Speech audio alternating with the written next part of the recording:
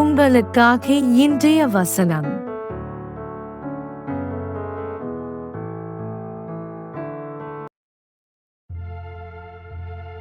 அதற்கு அவர்கள், நிச்சயமாய் கர்த்தர் உம்மோடே கூட இருக்கிறார் என்று கண்டோம்.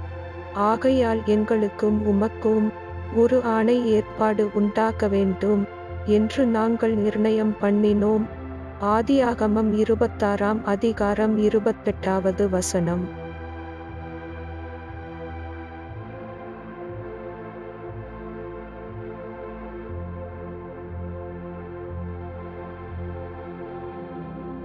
ஆமென்.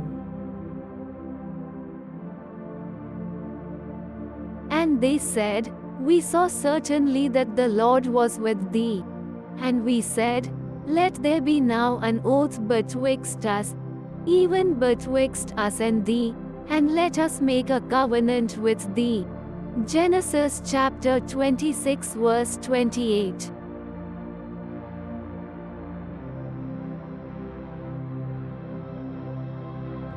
Amen.